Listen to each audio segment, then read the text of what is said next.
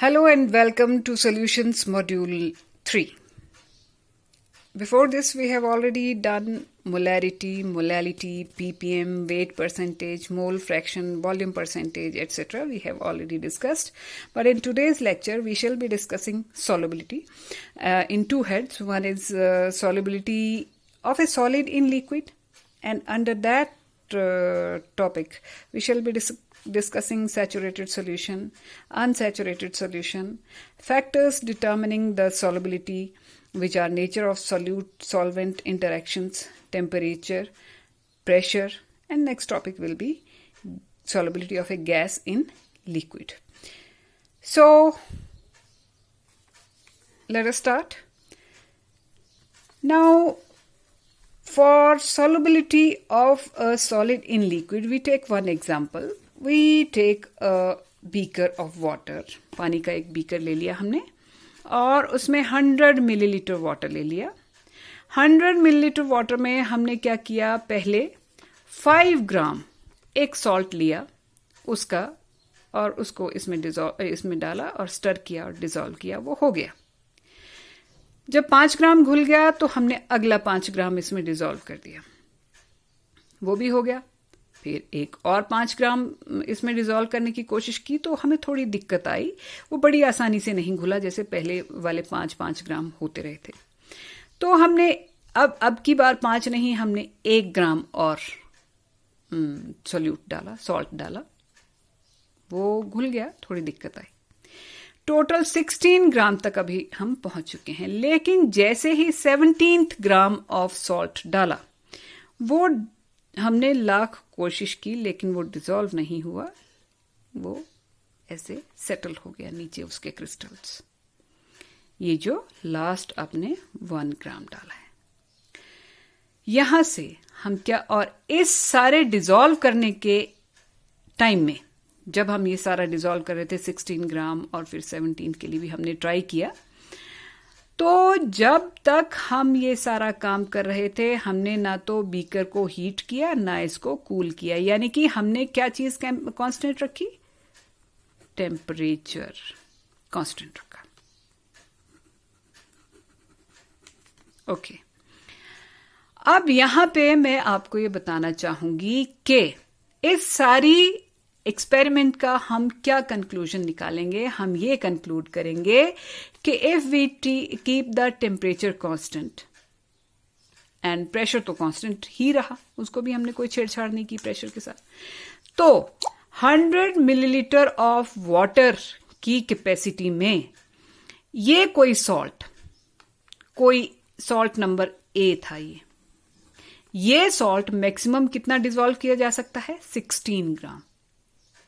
और 17th ग्राम जब हमने डाला तो वो डिसॉल्व हुआ ही नहीं. तो मैक्सिमम कैपेसिटी वाटर की 100 मिलीलीटर वाटर में मैक्सिमम हम सॉल्ट नंबर ए कितना डिसॉल्व कर पाए, 16 ग्राम. अगर हम यही एग्जाम्पल किसी और सॉल्ट के साथ ट्राई करें, यही एक्सपेरिमेंट किसी और सॉल्ट के साथ ट्राई करें, let us say we take salt number B, तो हो सकता है जो हमारी मैक्सिमम लिमिट 16 ग्राम आई है सॉल्ट के डिसॉल्व होने की, वो हो सकता है 13 ग्राम आए, हो सकता है 25 ग्राम आए, हो सकता है 34 ग्राम आ जाए, हो सकता है 45. It can be any value depending upon nature of B. So एक बात बड़ी साफ हो गई कि वाटर की मात्रा हम 100 मिलीलीटर ही रख रहे हैं और 100 मिलीलीटर वाटर में ए सॉल्ट के मैक्सिमम 16 ग्राम डिसॉल्व किए जा सकते हैं, बी सॉल्ट के 25 ग्राम्स डिसॉल्व किए जा सकते हैं, सी सॉल्ट के 34 डिसॉल्व किए जा सकते हैं, डी सॉल्ट के हो सकता है 11 ग्राम सॉल्ट डिसॉल्व किए जा सकें. तो ये अलग अलग सॉल्ट्स की पानी की 100 मिलीलीटर मात्रा में सॉल्युबिलिटी कहलाएगी.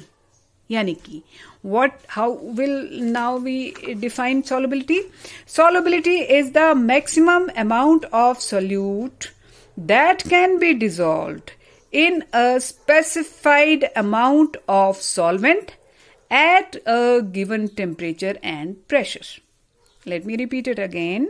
It is the maximum amount of solute in a specified maximum amount of solute that can be dissolved in a specified amount of solvent at a given temperature and pressure.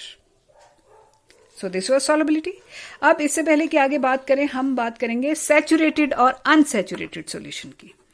Saturated and unsaturated. अब saturated क्या होता है? Saturated होता है तृप्त. Saturated solution वो हुआ जैसे आपने 16 ग्राम यहां पे डिसॉल्व कर दिए सॉल्ट नंबर ए के. तो अब हमने क्या किया था कि 100 मिलीलीटर वाटर लिया था और उसमें 16 ग्राम सॉल्ट डाल दिया था. जब तक हम 16 ग्राम सॉल्ट डाल रहे थे तब तक क्या चल रहा था? सॉल्यूट धीरे धीरे, सॉल्वेंट जितना भी उसमें सॉल्यूट डालते जा रहे थे उसको डिसॉल्व करके सॉल्यूशन बनाता जा रहा था. यानी कि there was only one process, that is dissolution which was taking place. ये एक अनसैचुरेटेड सॉल्यूशन की निशानी है. अनसैचुरेटेड मीन्स अभी तक इतने वाटर की, मतलब 100 मिलीलीटर वाटर के अमाउंट में अभी तक इसमें सॉल्यूट के डिसॉल्व करने की कैपेसिटी और है. It can take more of solute. तब तक इसको बोलेंगे अनसैचुरेटेड सॉल्यूशन. जैसे हम खाना खा रहे हैं, अभी तक हमें और भूख है, देन तब तक हमारी स्थिति होती है अनसैचुरेटेड. लेकिन जब हमने खाना पूरा खा लिया है और we are up to brim, तो फिर हम बोलेंगे कि now I am saturated, now मतलब I have reach the maximum level. So that is saturation. Solution के केस में भी सैचुरेशन क्या होगी?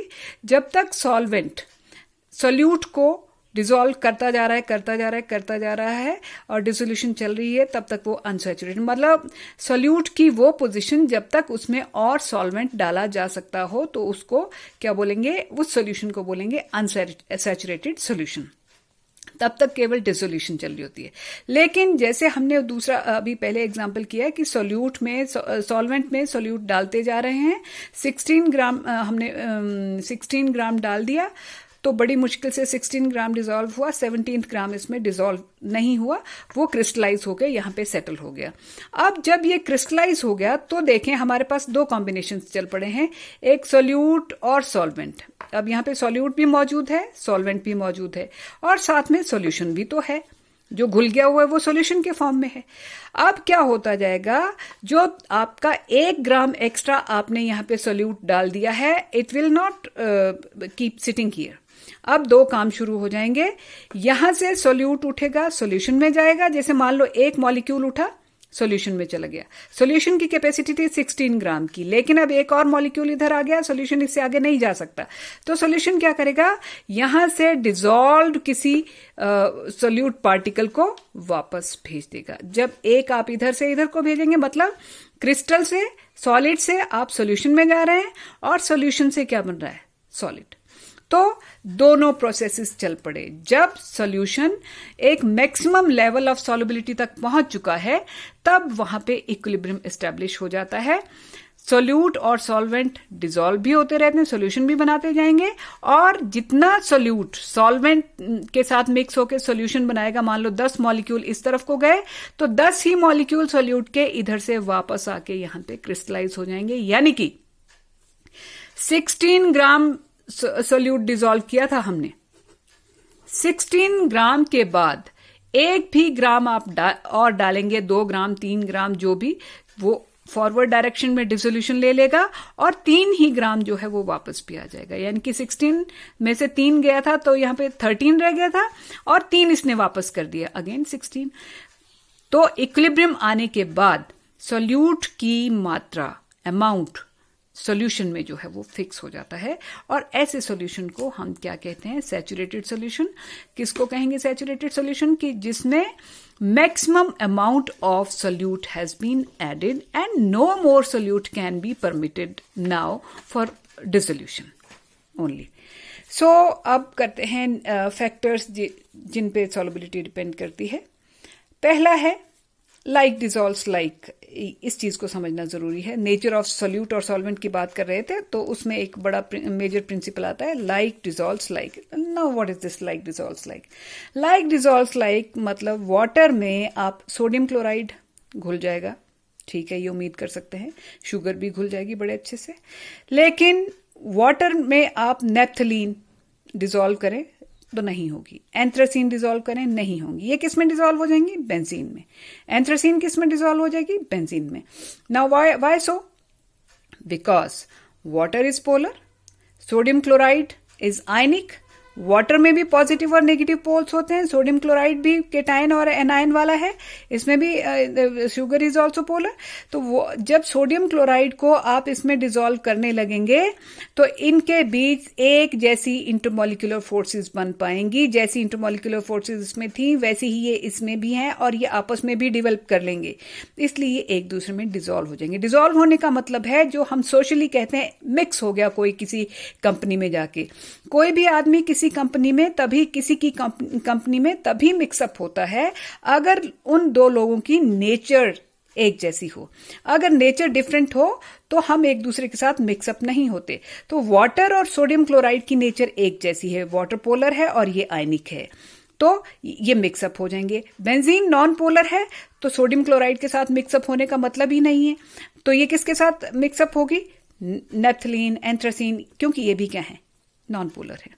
सो लाइक डिसॉल्व्स लाइक में हम क्या याद रखेंगे कि पोलर सॉल्यूट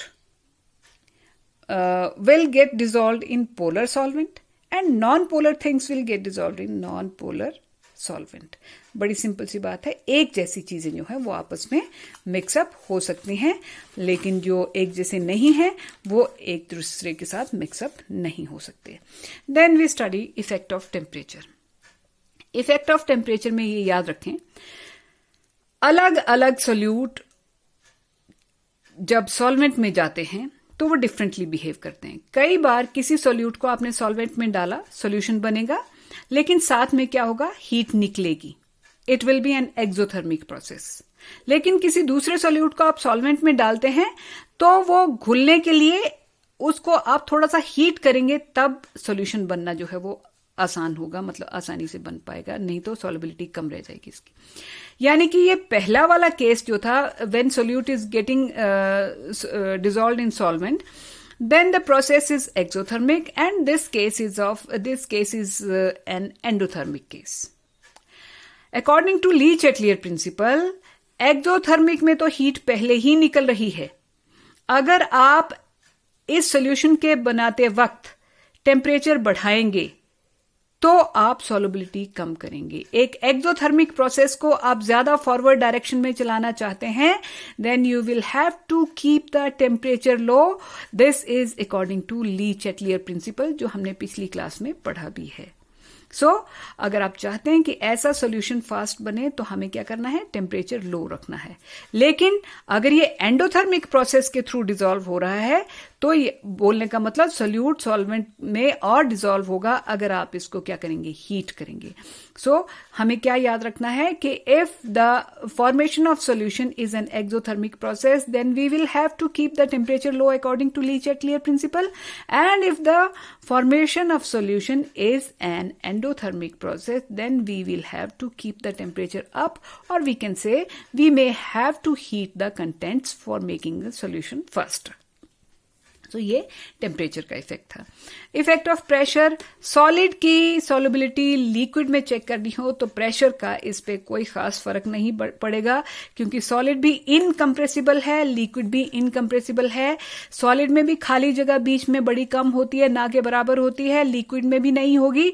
तो प्रेशर बढ़ा के आप ये सोचें कि सॉलिड को पुश कर देंगे आप लिक्विड में डिसॉल्व करने के लिए, ऐसा नहीं होता है, बिकॉज लिक्विड और solid both are incompressible. So pressure has no significant effect on solubility of a solute in a liquid solvent. So इस लेक्चर में यहीं तक। अगले लेक्चर में हम solubility of gases in liquid करेंगे। Thank you.